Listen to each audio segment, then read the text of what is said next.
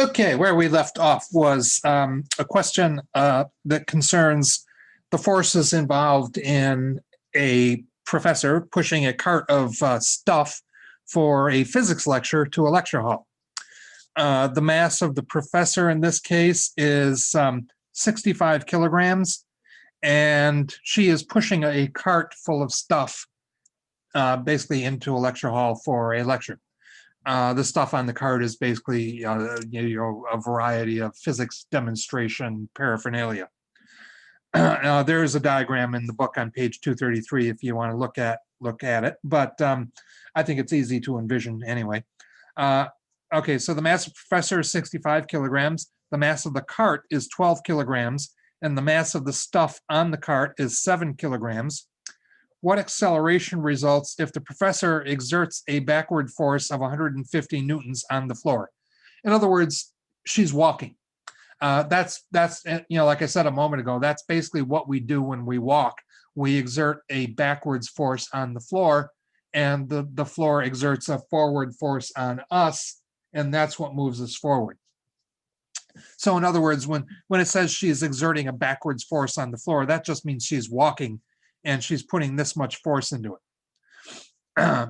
All of the forces opposing her motion, which would be things like friction and air resistance and whatever else there might be, would add up to 24 newtons. So there are a couple different ways to define the system in this case. Probably the simpler way would be to define the system as the professor and the cart. Basically everything that's moving relative to the floor is considered part of the system. The external forces in this case would just be the force of the floor on the professor. That is the forward force that responds to her backward force on the floor, and friction. And that kind of simplifies things a little bit. So here you have the center of mass of the combination of the professor and the cart, wherever that happens to be. And you will have between the professor and the cart and the stuff on it, there will be a certain amount of weight pressing downward on the floor. And the floor responds with a normal force of equal magnitude, but in the opposite direction.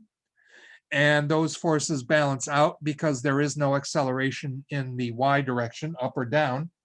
The only acceleration is going to be hopefully forward or to the right.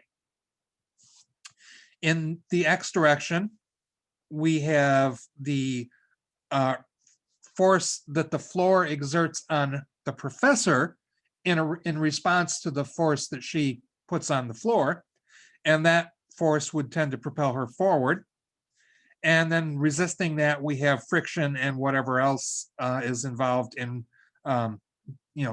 opposing the motion, going in the opposite direction.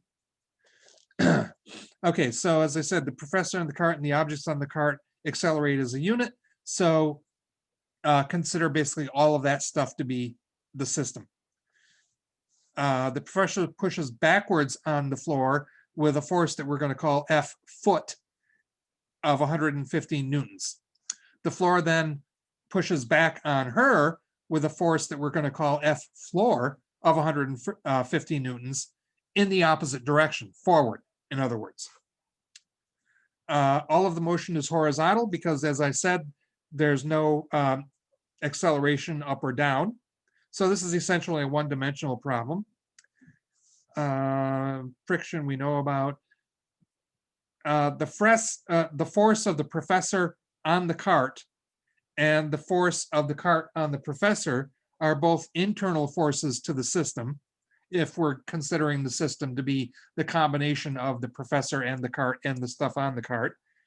That would be an internal force, so that is left out of our considerations. And what the force we're calling F foot, that is the force of the professor's foot backwards on the floor, is acting on the surroundings, not on the system. And so we're also not considering that. We're only considering forces that act on the system from outside. So F prof and F cart are acting inside the system, so they don't count. F foot is acting basically by the system on the surroundings, so that doesn't count either. Now, what we need to do is find the net external horizontal force on the system, which we do here. The net external force in the horizontal direction will be the force of the floor pushing forward on the professor's feet minus the force of friction trying to hold her back. So that's 150 newtons. We know that the force of the floor pushing the professor forward must be 150 newtons because that is the reaction force to her pressing backward on the floor with a force of 150 newtons. So again, same magnitude, but opposite in direction. And friction, we already said, was 24 newtons. So the net force going forward is 126 newtons. We also need the mass of the system, which is the mass of the professor and the cart and the equipment. All of that together comes to 84 kilograms. And so according to Newton's second law, F equals ma. So A is F over m. Net force is 126 newtons. Mass is 84 kilograms. So we have a resulting acceleration of 1.5 meters per second squared. Okay, so hopefully that wasn't too difficult. The next example, though, is more or less the same problem. It's based on the same situation, but it's defining the system differently. And it gets a little bit more complicated, but ultimately it leads to the same answers that you would get if you did it defining the system the way that we did in the last example. This time, actually, we're going to try to find the force of the professor on the cart. This force would actually be impossible to determine the way we defined the system before, because the force of the professor on the cart would have been an internal force for the original way we defined the system. And original, internal forces are not counted in, considerations of motion. So if you want the force of the professor on the cart, you basically have to define the system differently. In this case, since it's a question of the professor versus the cart, we're going to define the system as the cart and the stuff on it. And the professor will be considered part of the surroundings in this case. So the net external force on the system is going to be the force of the professor on the cart minus friction, because the friction is still there. And we're assuming that the friction is entirely within the cart. Maybe the wheels on the cart weren't oiled enough or something like that. But we're assuming that there's no friction associated with the professor herself. So the professor is now external to the system so that we can figure out the force of the professor on the cart, because that's the kind of force that we consider external forces. According to the second law, F net equals ma. So again, A equals F net over m. F net, in this case, though, the net force is the force of the professor minus friction. But the force of the professor is what we don't know. So we can rearrange this equation and find force of the professor is the net force plus F.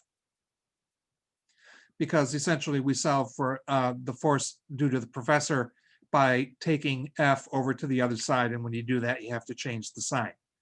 So it's F net plus F.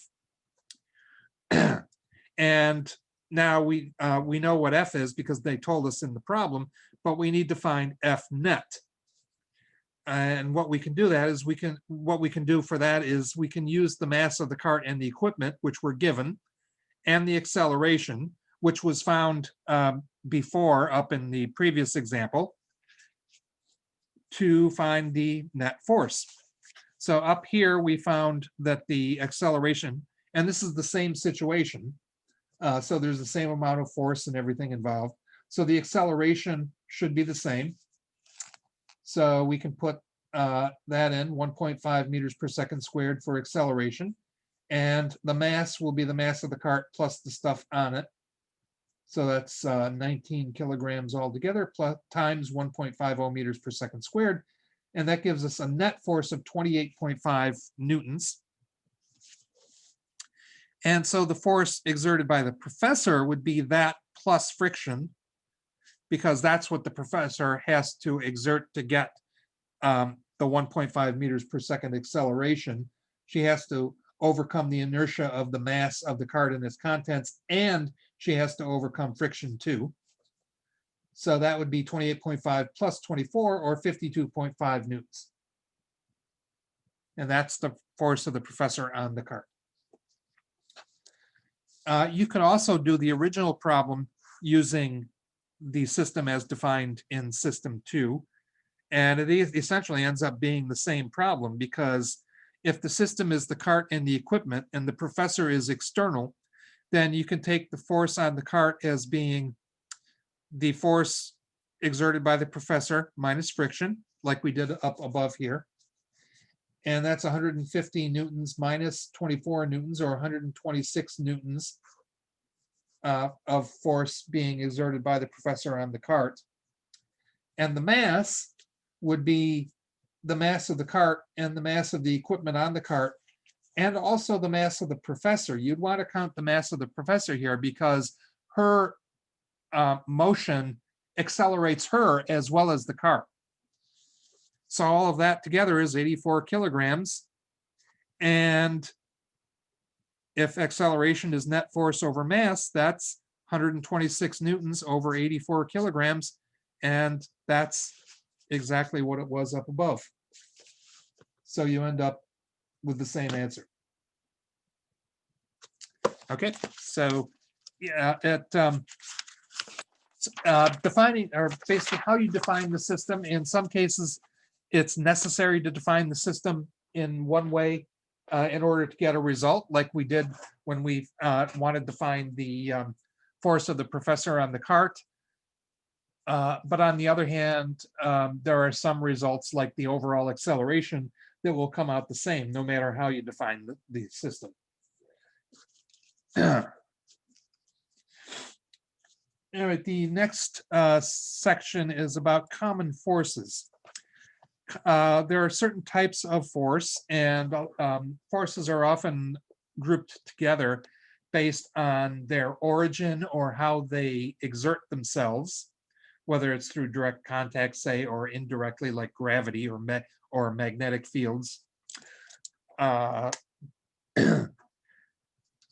And some of the forces some of these forces we have talked about, some of them we haven't so far. And so for the ones that we have talked about, it'll be a good review, and the ones that we haven't talked about, it'll be a good introduction. For the normal force, we've mentioned the normal force, but we haven't really gone into detail on what it is, or how you figure out its value. Weight must be counteracted in order to prevent things from falling. And as I've mentioned before, if you're standing on a floor and you're not falling through the floor, then there must be some force counteracting the force of your weight pressing down on that floor. Because according to Newton's laws, if you're not accelerating downward, in other words, falling into the basement, then there must be zero net force on you in the vertical direction. If there's zero acceleration, there must be zero force. And so that necessitates the existence of some force in the floor pressing back up on you with the same amount of force as your weight is pressing down, only it's pressing in the opposite direction, so that the forces cancel out. And you can actually feel that amount of force that has to press up on something in order to keep it in the same position, just by holding something heavy in your hands. If you hold something like, say, a bunch of keys in your hand, and you have to hold them basically, if you're not going to drop them, you have to hold them with a certain amount of force. You have to put a certain amount of force into your hand under them in order to hold them up. Otherwise, if you don't put enough force into your hand holding them up, they fall. And that's an acceleration in the downward direction. Okay, so whenever you place an object on a surface, that surface deforms to some extent. Sometimes the surface deforms very little. Sometimes it's not enough to notice. If I were to sit on the dining room table where I'm doing all this work here, it's a nice solid oak dining room table made in the 1930s. And so it can certainly support my weight, and I would not fall through it, but it would deform at least a little bit under my weight. On the other hand, if I were to sit on some cheap folding card table, it would deform a lot under my weight, and in fact, it might even collapse. So, sometimes things deform a lot, sometimes they only deform a little, but there will be some deformation involved whenever a force is applied to an object. The object, assuming it doesn't collapse like the card table probably would, the object then exerts a restoring force within limits anyway, kind of like a deformed spring. If you press on a spring, you can feel it pressing back. The greater the force, so the heavier the person sitting on the table, the greater the restoring force. Again, within limits. Eventually, you could probably find somebody big enough even to cause the dining room table here to collapse. Ultimately, the net vertical force would be 0. And then that acceleration in the y direction, up and down, would be 0. Anything that supports a load must supply an upward force equal to the load. Okay, so whether it's the floor or the table or the earth, there has to be some force to counteract the force of your weight. Otherwise, you're going to fall.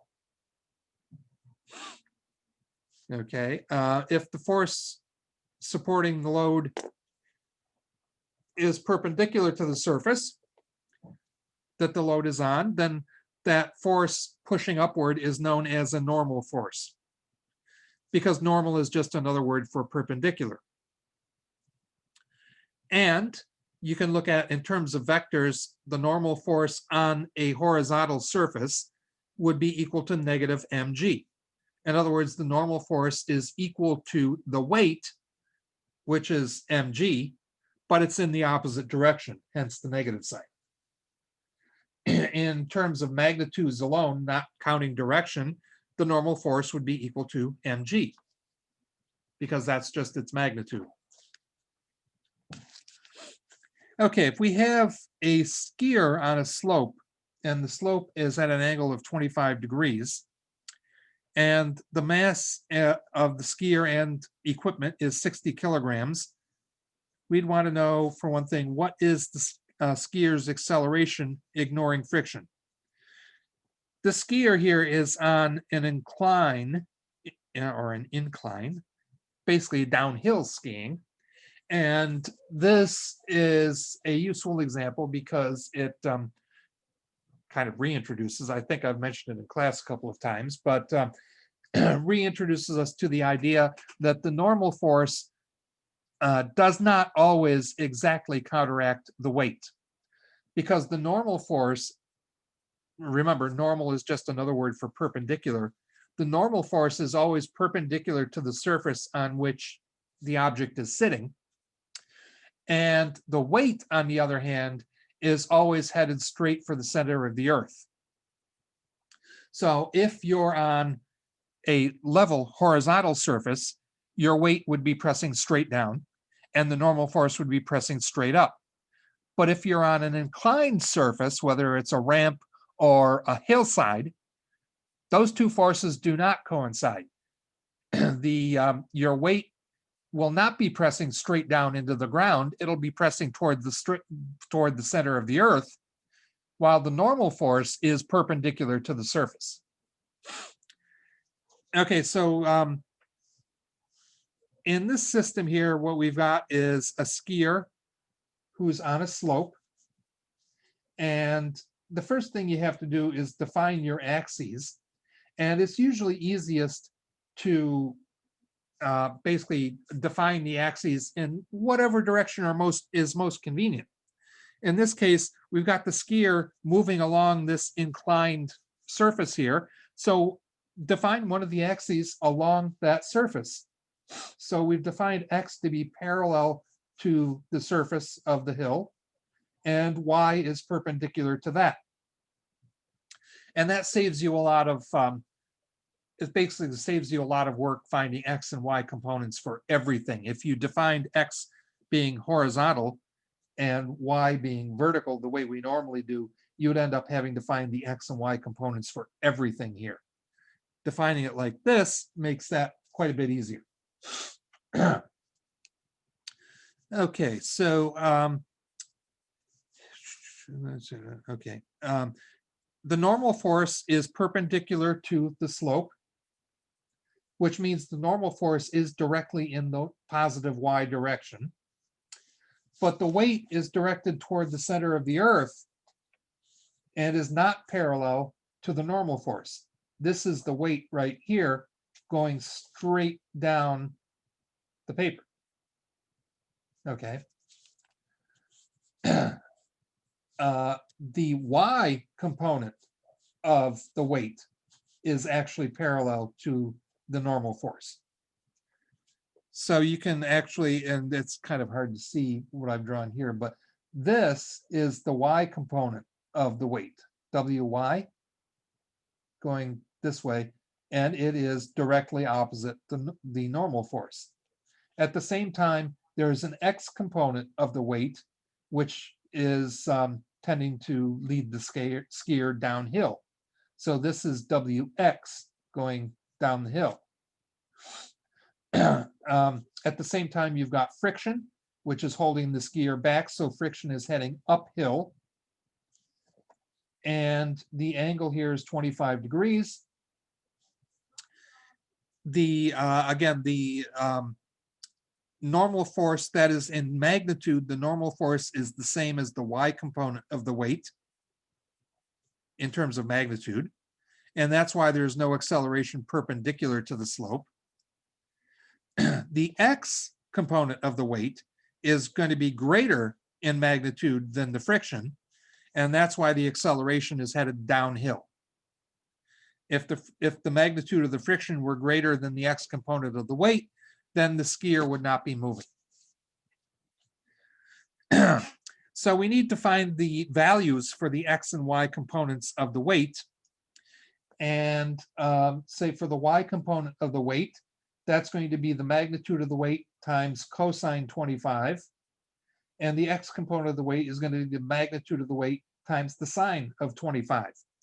That's actually backwards compared to the way we normally do things. Normally the X component is cosine and the Y component is sine, but these are reversed because all of this is occurring on an incline.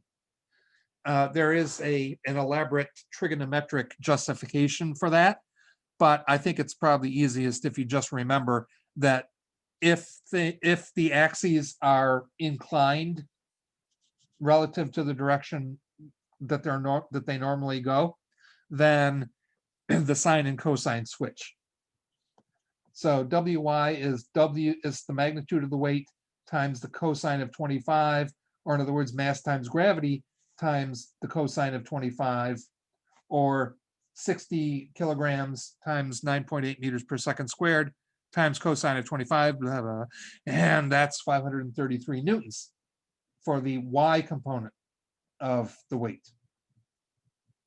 The X component is weight times the sine of 25, which ends up being 248 newtons. Okay, for the X component. In case A, we're asked to find the, what is it we're being asked for again? The skier's acceleration if we ignore friction. Okay, so if we're ignoring friction, But again, actually, in any case, even with friction, we only need to worry about the forces parallel to the slope.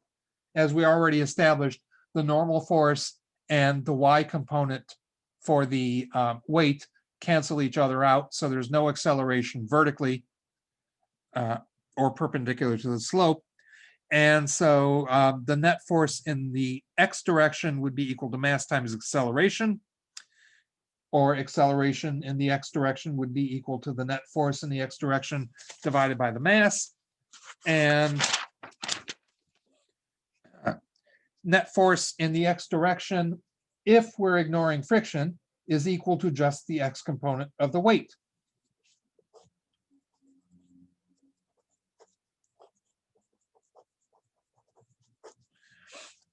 And that would be 248 newtons. So the acceleration in the x direction would be 248 newtons divided by the mass, which is 60 kilograms, or 4.13 meters per second squared. Okay, counting friction, the net force in the x direction would be the weight, the x component of the weight minus friction. And that's 248 minus 45 newtons, or 203 newtons. The acceleration is then the net force in the x direction over mass. That's 203 over 60. That's 3.38 meters per second squared. So notice how the acceleration when we count friction is smaller than the acceleration without friction, which totally makes sense because friction holds you back. Okay. Well, I think that's time limit for this segment of the video. So I'll be back in a moment with the continuation.